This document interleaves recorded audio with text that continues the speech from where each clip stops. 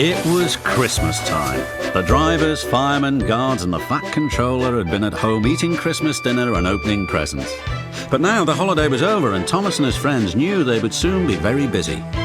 All over the island of Sodor, aunts and uncles, cousins and nieces, nephews and grandparents were preparing to say goodbye to their families and return to their own homes. The bigger engines, such as Henry and Gordon, would pull extra carriages that day, but they didn't mind. It was good to have steam in their boilers again and to move into the crisp, cold air. Thomas watched the other engines puff importantly away. Soon it would be his turn. Then he realised that his driver had not arrived, nor was his fireman anywhere to be seen, and there was no coal in his firebox. What was the matter? Bertie the bus came into the yard. "Hello, Thomas," he said. "Are you too tired to go out today?" By this time, Thomas was feeling cross. "Of course I'm not too tired," he replied. "I'm waiting for my instructions. In fact, I've been waiting for hours. It's not good enough. When I see the Fat Controller, I shall say so." "Thomas," said Bertie, "there's something I think you should know." "Just wait till I see him," finished Thomas. And then Thomas did. The Fat Controller, wearing a brand new hat, stepped off the bus. "I did try to warn you," whispered Bertie. Thomas was sorry he had been so cross.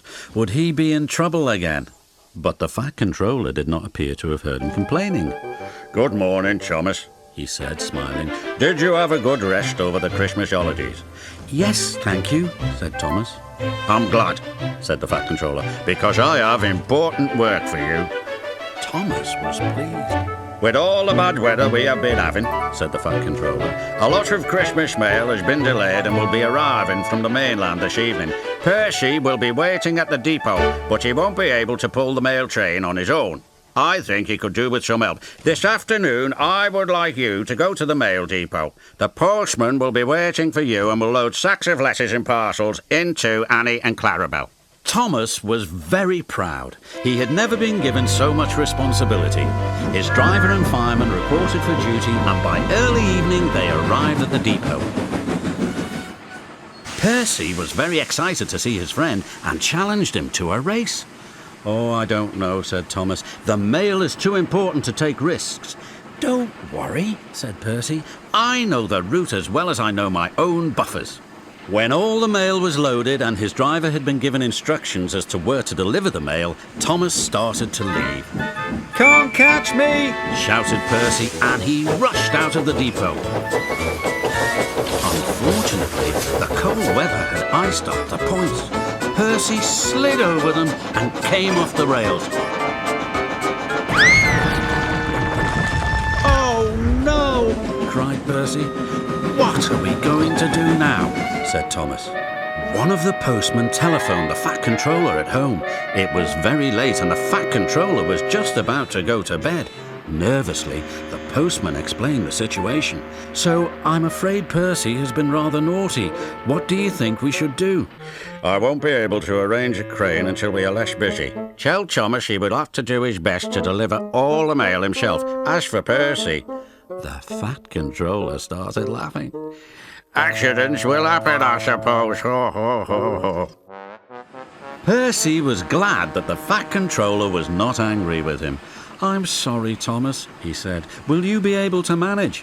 "I should think so," replied Thomas. "Yes, I'm sure we will. Won't we, Annie and Clarabel?" Annie and Clarabel weren't at all sure, as dozens of sacks filled with letters and parcels were transferred from the mail train to them. "They're very heavy," complained Annie.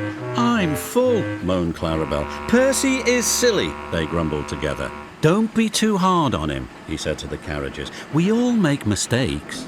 Soon all the mail had been transferred into Annie and Clarabel. The fireman stoked the boiler and the driver opened the valve. Thomas's wheels started turning. With much creaking and groaning from Annie and Clarabel, they moved slowly forward. "It really is heavy," gasped Thomas. Fortunately, the first part of the track out of the mail depot was downhill. Before long, they were making good speed. The stars shone brightly in the winter sky.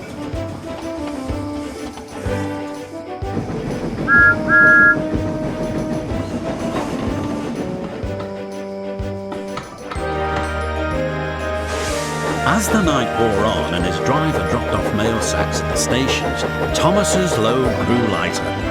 Annie and Clarabelle were beginning to enjoy being out at night. They chattered noisily until the driver told them to be quiet. Thomas and the mail train made good time, but even so, dawn was breaking when they arrived back at the engine shed. The Fat Controller was waiting for them. "Well done, everybody," he said. "Make sure you get a good sleep now. We should have a crane ready to put Percy back on rails tomorrow, but I'm afraid I'm going to have to ask you to go out again tonight."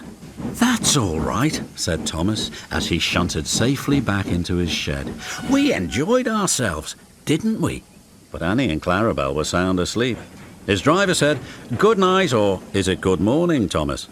Thomas looked out of the shed window. He thought to himself, "I must ask the driver to fit the snowplough when he comes back," and then fell fast asleep.